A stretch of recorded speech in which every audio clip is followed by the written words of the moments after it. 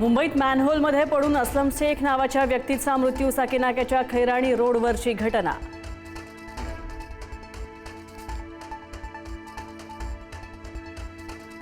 Sakinaka manhole दुर्घटनेला पालिका आयुक्त अश्विनी भिडे जबाबदार. मुंबईचे उपमहापौर संजय घाडी यांची कारवाईची मागणी. थेट उपायुक्तांना जबाबदार धरणं चुकीचं, महापौरांचं वक्तव्य.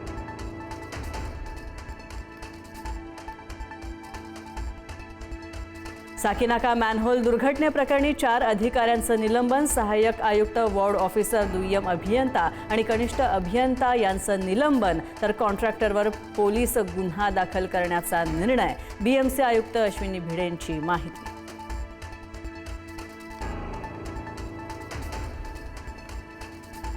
मुंबईला पावसानं झोडपून काढलं. हिंदमाता, किंग सर्कल, चेंबूर, प्रभादेवी स्थानक परिसरामध्ये रस्ते झाले जलमय. विरार, वसई नालासोपाऱ्यामध्ये 2 फुटांपर्यंत साचलं पाणी.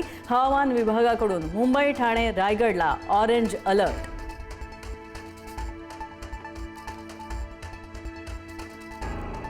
मुंबईसह ठाण्यात झाडांची पडझड सुरूच. चर्चगेट रेल्वे स्थानक, मरोळ परिसरामध्ये झाडं कोसळल्याच्या घटना. मीरा भाईंदरमध्ये धावत्या दुचाकीवर झाड कोसळलं, चालक जखमी.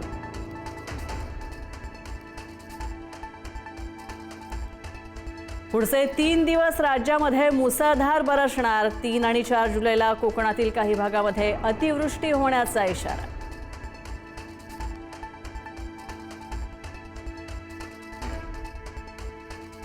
मीरा भाईंदरमध्ये मुसळधार पावसामुळे झाड कोसळलं. सुदैवानं जीवितहानी नाही. मनपाच्या कार्यपद्धतीवर नागरिकांनी उपस्थित केले सवाल.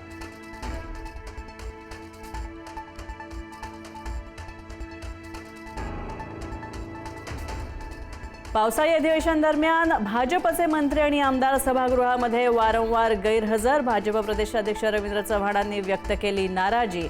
मुख्यमंत्र्यांची भेट घेत गैरहजर राहणाऱ्यांवर कारवाई करण्याचे संकेत.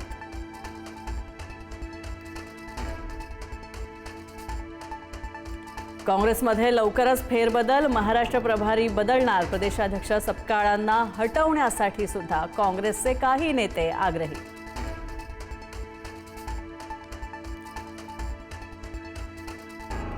सचिन को खेलने दो. स्कोर वाढल्यावर दुसऱ्या खेळाडूंना सुद्धा आणणार. शिंदेंसोबत गेल्यावर सचिन अहिर यांचं सूचक वक्तव्य. कोणते नवीन आमदार फुटणार याची चर्चा.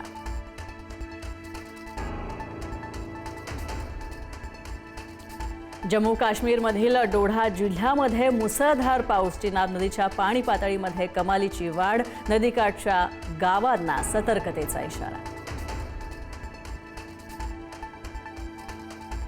Thank you.